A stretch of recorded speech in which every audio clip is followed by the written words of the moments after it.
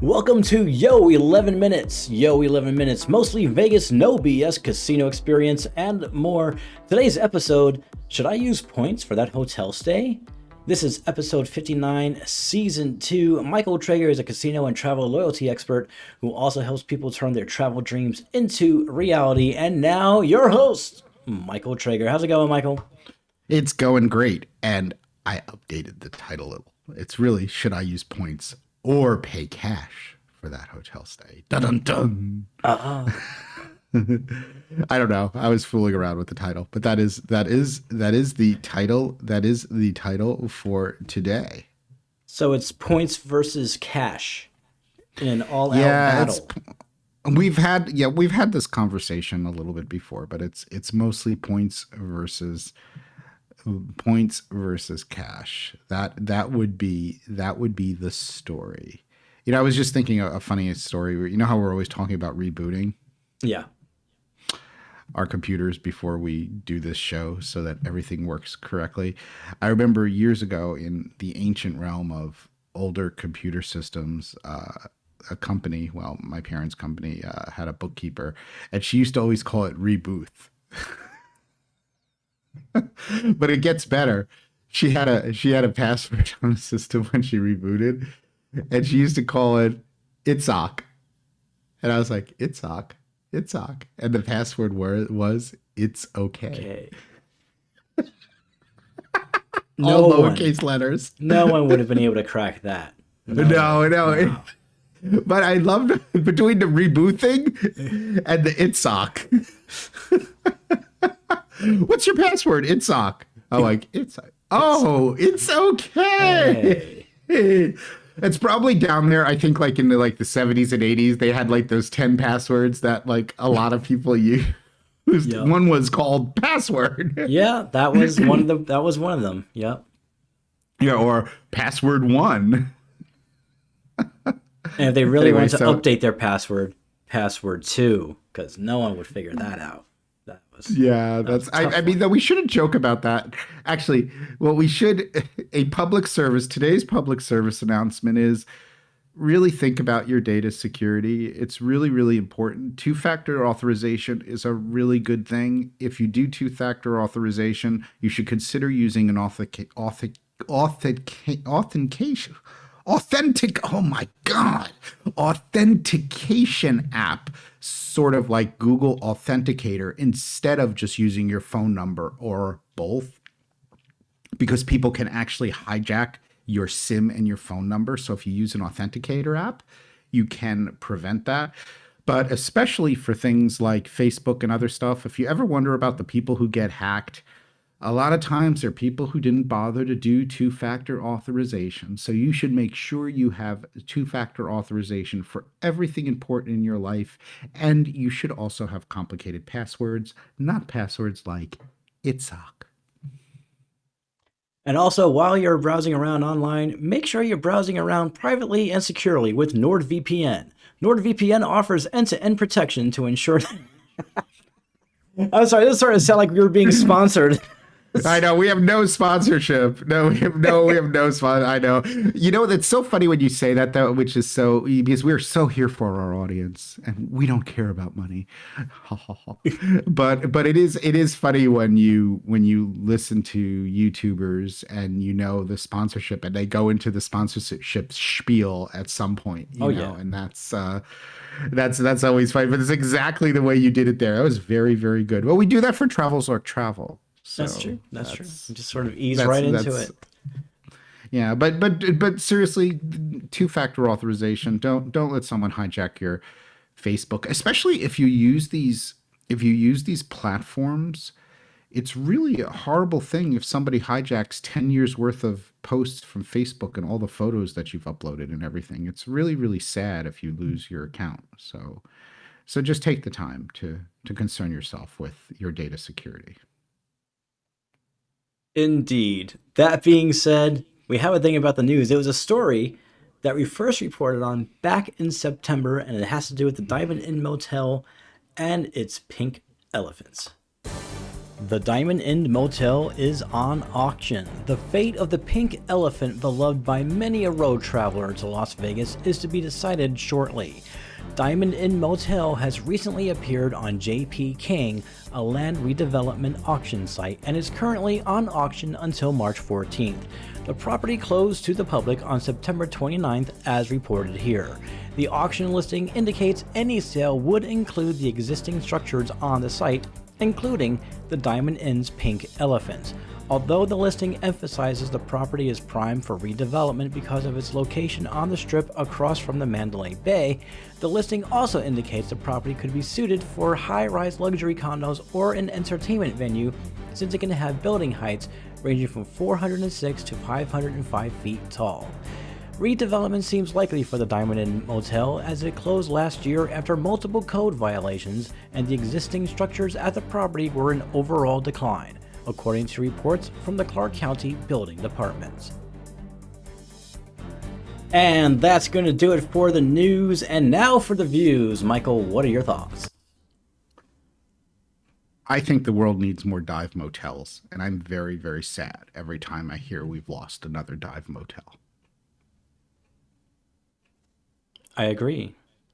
The pink elephant, though, I think since, people love that thing so much, whatever gets done with that parcel of land, whatever new development goes up, they should find a way to preserve the pink elephant, much like Derek Stevens preserved Vegas Vicky at Circa. Like they should have the pink elephant bar, just have the pink elephant bar or something, and have the elephant there or something. They need to preserve that pink elephant.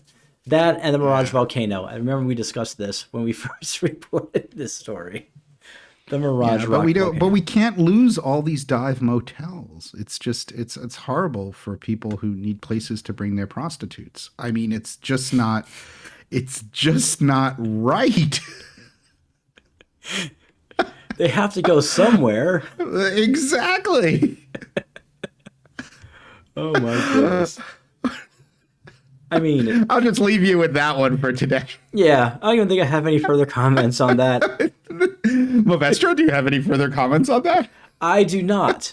Thank you for asking. Although in GTA, you can just bring your prostitute to the car. But anyways, it is time for the tease.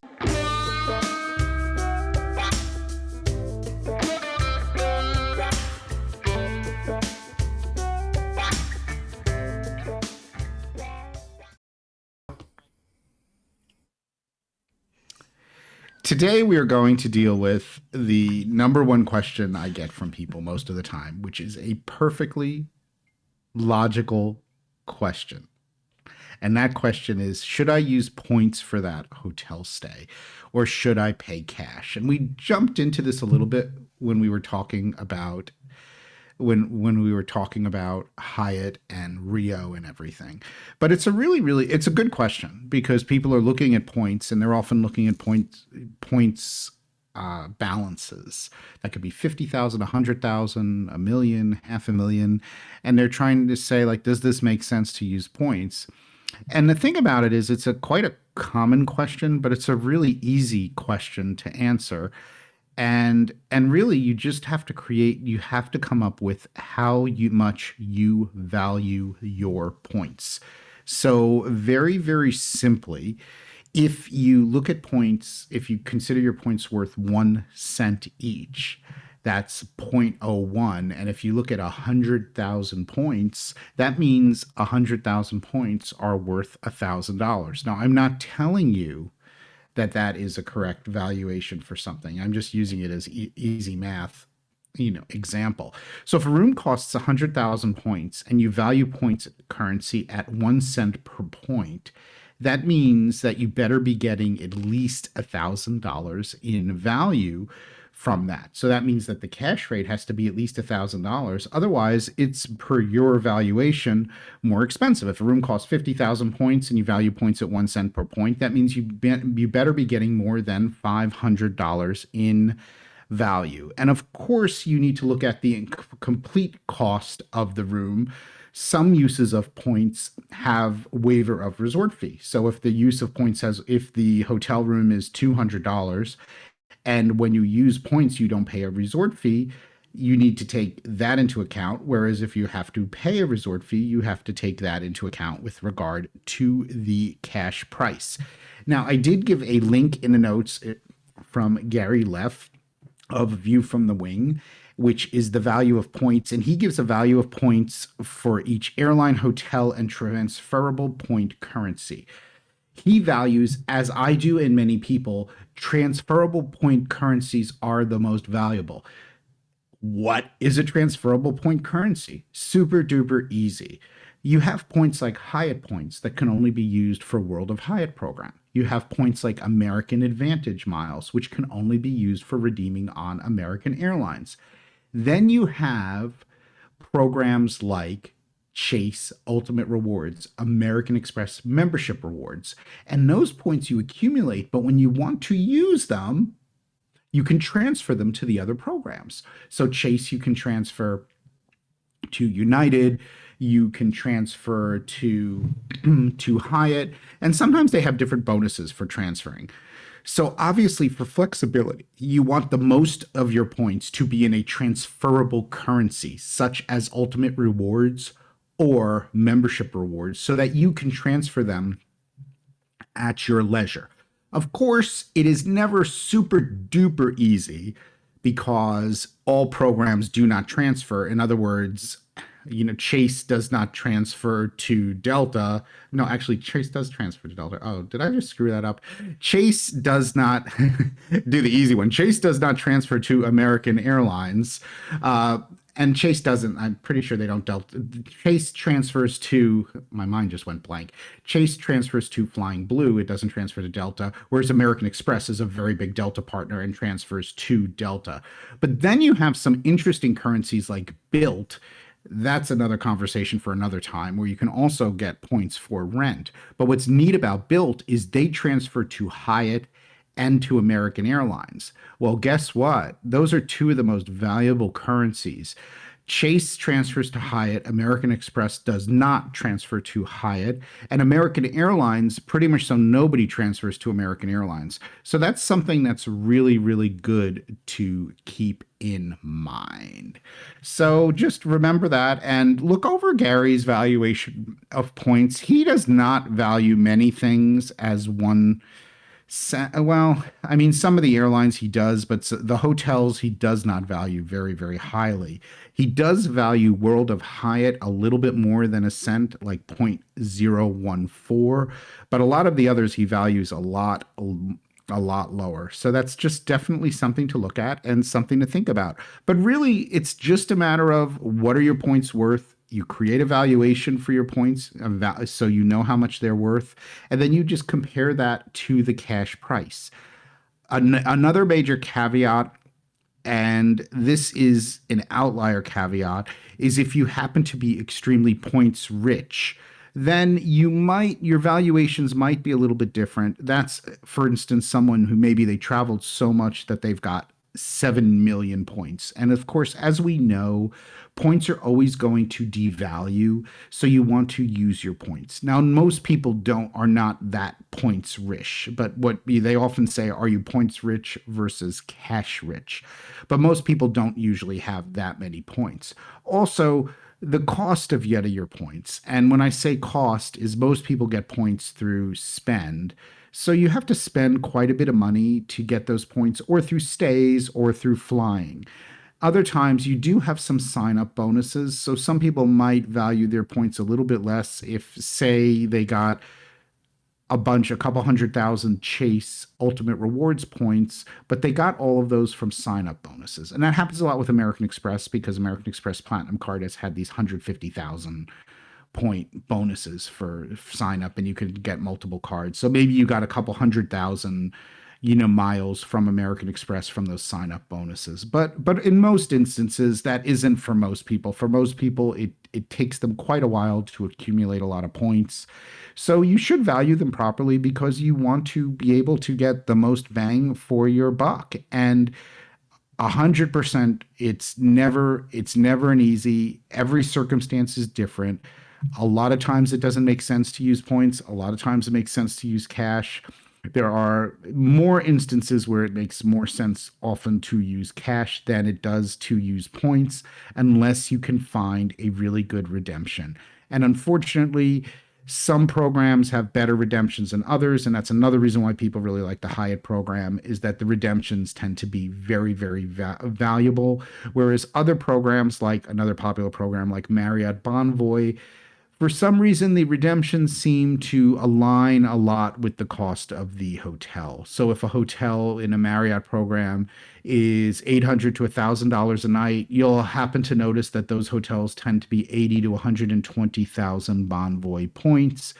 Whereas with Hyatt, you still have some hotels where you can redeem for 25,000, 30,000 points for a hotel stay that might be $800, $900, $1,000. So just stuff to keep in mind. And I'll ask now Movestro's opinion. Does that make sense? Is that clear? Does that solve that problem for you? It wasn't a problem that I had, it's good to know now that if I do have that problem is solved. So it really just depends on the value of your points and if you're willing to lose the points. I mean, I saw like the example you had about you want the room that's $800 a night for 25,000 points. I saw that example. I'm like, oh, I can understand that. Yeah, that makes a lot of sense. Right. And you know what, going back to that Hyatt example, so Gary says Hyatt points are worth 0.014. So that's almost 1.5 cents per point. So Hyatt at the Rio was 9,000 points. So if you multiply 9,000 times 0.014, that comes up to $126. Now, in most cases, you can get a room at Rio midweek when it's 9,000 points, or a lot of times with 9,000 points, you can get a room at Rio for 22, or say, let's call it $25. And if you had to pay a resort fee, because globalists don't have pay resort fees, that would be 25 plus 40. So it's 40, that's $65. So if you value those 9,000 points at 0.014, that's $126. So the question becomes, is it better to pay $65 or is it better to pay $126? And then if you're a globalist and you get resort fees waived even on cash rooms, it's definitely better to pay $25 cash for a room than to use points worth $126. And that's it. You basically now have a model. Look at Gary's chart. You'll get a really good idea of this kind of stuff. Get out your handy dandy calculator. It's really good to have a handy dandy calculator anyway. And that's something there. And then, on top of that, you can lament the fact that we're losing all the dive motels. Yes. No place to bring your prostitutes. What a shame. What a shame. Well, actually, it's just increased the cost. It's actually it's probably it's not cents per point, that's CPP, but this is cost per prostitute has increased. That's your so your CPP, your cost per prostitute. You down with CPP? Yeah, you know me. Okay. Anyways, before we get going, That's. do you have? I don't know. Cost CPP is not cents per point. It's cost per prostitute. Before we get going, do you have any closing remarks that are not about prostitutes? Haven't I given you enough today, Movestro? I had a busy day, and I got. Haven't you gotten? Isn't this enough for you so far? I think you're right, and that's gonna do it for this episode. Luxury travel booking, TravelZork Travel. Visit us at Visit us at TravelZork.travel to plan your next amazing vacation, and please join the conversation on social media. You can find us easily. All social platforms are at TravelZork. We'll see you next time.